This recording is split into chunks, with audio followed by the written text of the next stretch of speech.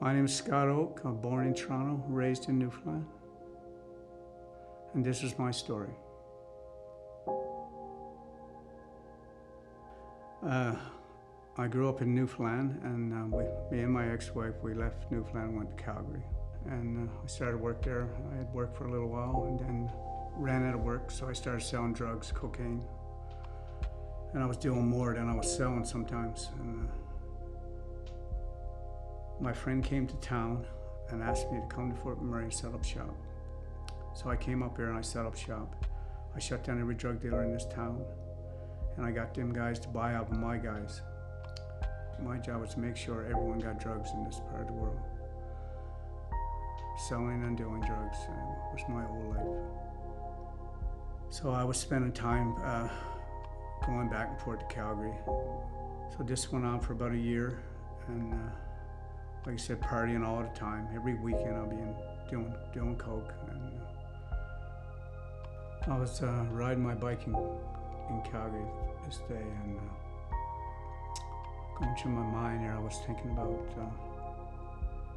is this everything, you know? I mean, I got money, I got a big house, I got a vehicle, I got a bike. What else is there? I mean, is this everything? Like, wow, there's something missing there. I'm not happy. What's going on there? I mean, I just asked God, I said, is this what it's all about? I said, you know, there's something wrong with this. You know, I got everything, don't I?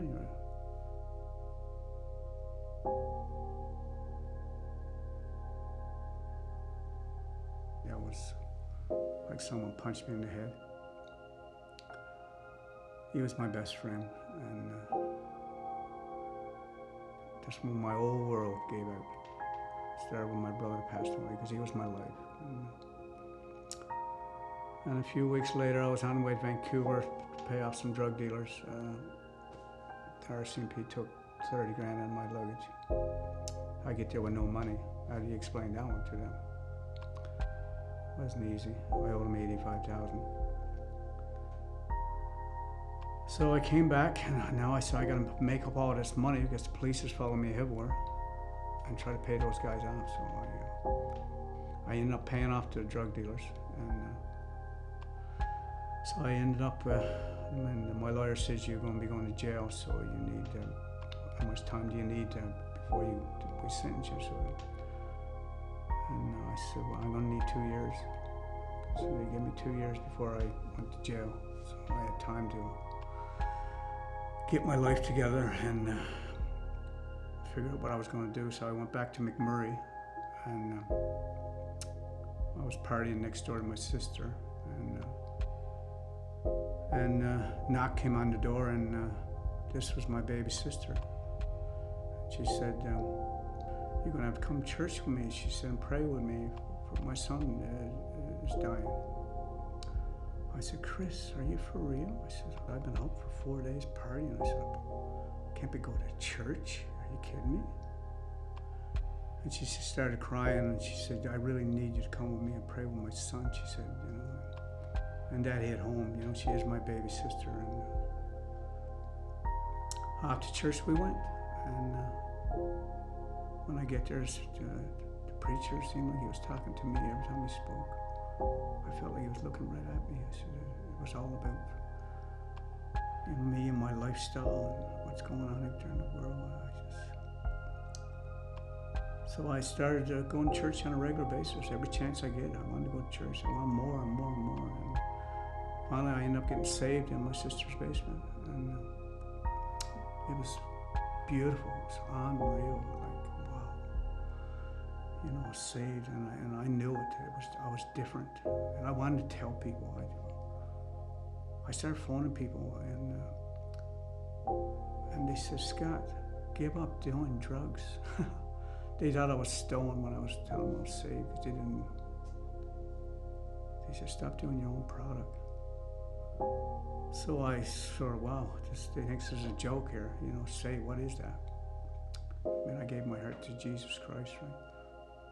So my ex-wife started phoning me and wanted me to come back and try to work it out. So I went back, and we went to church for a while, but it just wasn't working.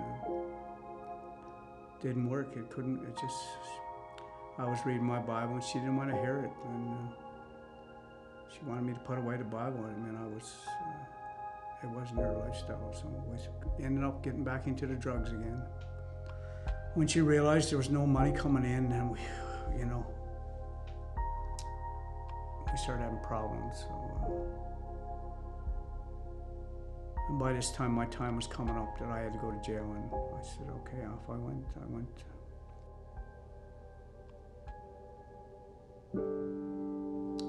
They locked me up for 2 years, they said.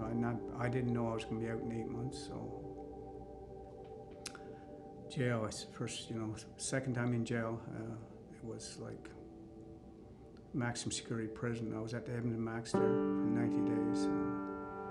Locked up 23.5-hour days. And so I get in there and I started trying to stay away from people, and the best I can. You still had to live with them, and we're all there together. And well, it was like my whole world was turned upside down.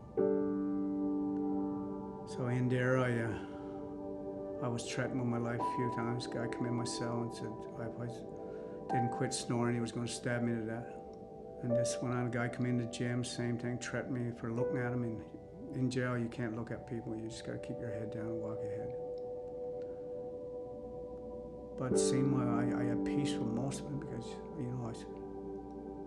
I still had a bit of God in me. I fell away, but he was still there. Knowing now, he was there the whole time. And I done my 8 months and got paroled, and I asked my ex-wife, could I get paroled to where she was? She was in Saskatchewan, and I got paroled in Saskatchewan and tried to make it work there, but it wasn't working. And we're doing drugs every chance we got.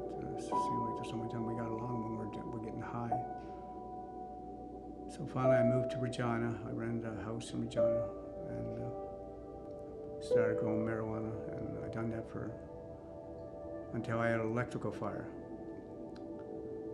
And police came and arrested me again. And he says, you're going to be going away for a long time this time, Scott. You won't be out in 8 months. So I got my lawyer and I got him to postpone it for a couple of years, and I said to the ex-wife, I said, you move back to Newfoundland and I'll come back there in a few months. And she moved home, and I ended up moving to Newfoundland, and finally it was time for me to go. So I drove to Vancouver and went to, they sentenced me to 2 years in jail again.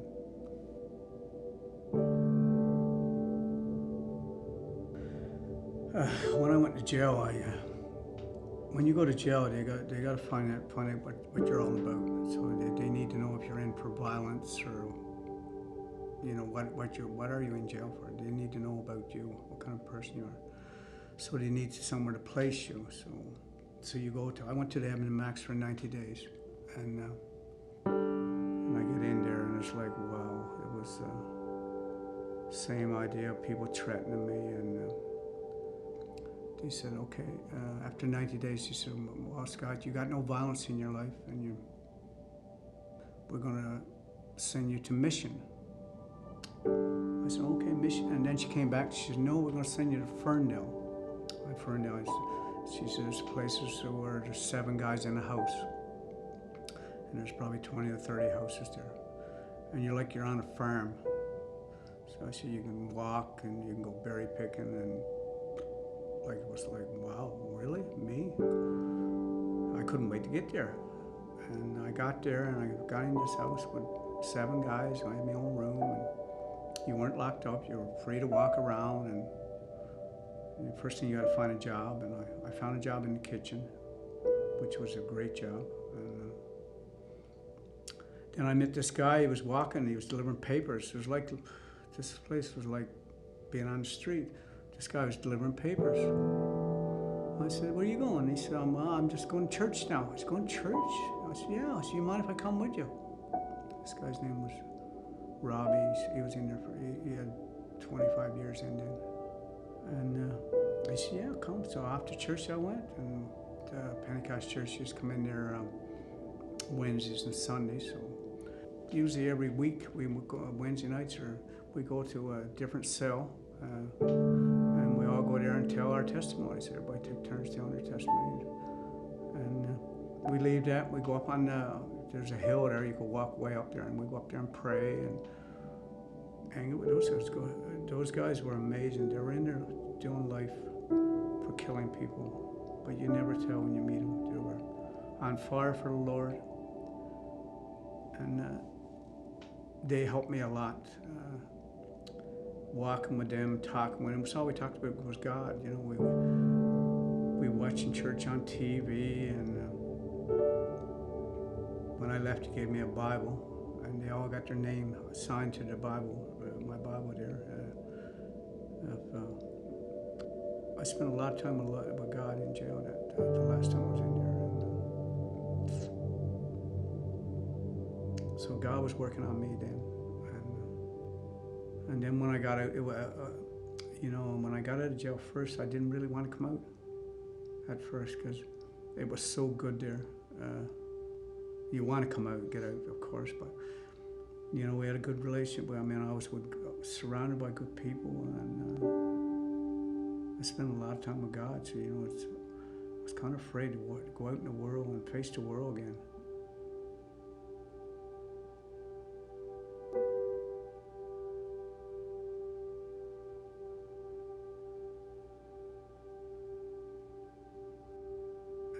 It's different when I stepped out back into the world, and reality set in.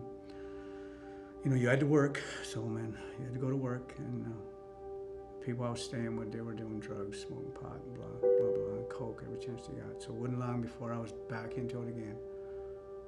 And I done my 8 months of parole in Vancouver, and I drove to Newfoundland, and I drove from Newfoundland to Vancouver, from Vancouver back to Ontario, and then from Ontario back to Alberta.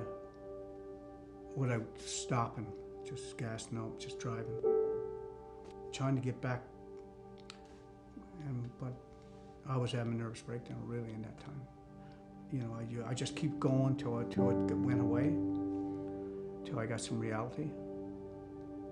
Then I headed her back up north to go to work, and trying to work so much as I could just to stay away from drugs. When I worked, I didn't touch it. So when I had any time off, I was doing it. So I saved up enough money to buy my own place or down payment. But then I got doing drugs more and more and more. I had my own place, so I had somewhere to do it. And finally, I was coming to a point where I was stressed, and I was pretty sure I was going to have a nervous breakdown.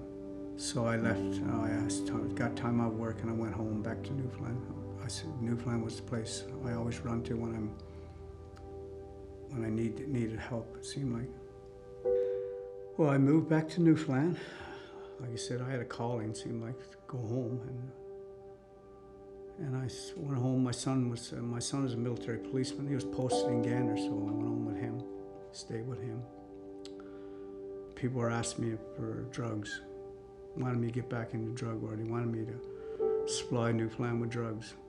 Asked me if I could supply Newfoundland with drugs. So I was thinking that way again, to be honest with you. And like I said, I was back to my last week there. I met Sharon. She came over, said hello to me, and we talked for a little bit. And she said, I said to her, "Are you on Facebook?" And I said, "I don't know much about computers, but." She said, "Yes." And I said, "Well, you accept me for a friend." I knew that much. So I went home and got my son. I says, "I need to look for Karen Dyke." And we looked and looked, and there's no Karen Dyke, right? So I said, "Oh, that's a joke. She was just playing with me." And so I was in bed, and about 3 in the morning, I said, "Sharon Dyke, that's her name, Sharon." So I got my son up on the computer, looked her up. Oh, there she was. So I texted her and asked her when is she going to the gym again. She said 4:30 in the morning. Oh, so I was there 4 o'clock. And she was a new Christian, and she's. I knew if I was going to have a relationship with her, I had to give up the world and the garbage in it. So I picked up my Bible,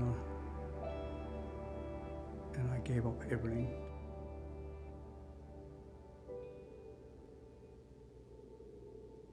So I went home, told my son, I said, that's it. I said, no more partying.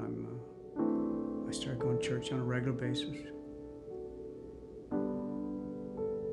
And I gave my heart back to Christ.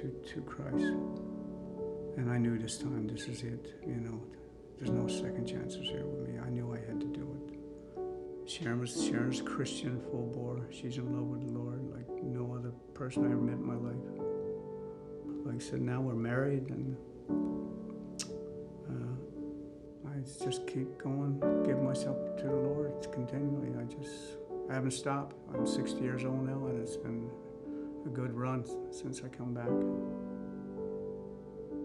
He helped me through the storm in jail. He helped me through the storm when I got out of jail, because there was a big storm when I got out.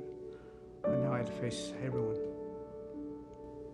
You know, Scott Oak was on the front page. My name was like trash, right? You know, it was all over the news. And it was a big pain in my life at the time. And I tried to put that behind me, but it still creeps up on me. I mean, I scream like driving down the road. When it comes in my mind, I scream. Like, I've done a lot of drugs in my life. I couldn't imagine anyone doing the drugs that I've done and still be alive, to be honest with you. But when I accepted Jesus Christ into my heart, I never had no desire for drugs anymore. I never even thought about it. I believe in my heart, if I focus more on the Lord and get closer to Him, more of Him and less of the world is what it is. If your life is more of the world and less of Him, there's chances you will fall back into that garbage. Jesus is everything to me. It's my life. Without Him, I'm nothing. For anyone who's out there that don't know Jesus, please just have a leap of faith and give Jesus a chance, because He's everything. So all you need to do is reach out and ask Him to come into your heart, come into your life. For me to tell this story, I never thought I'd be telling the story of my life, because my life was a nightmare, to be honest with you. I'm here today because of my family praying and Jesus Christ. I just want to say thank you to the Lord and everything He's doing for me today and every other day. Whew. That's it, my friend.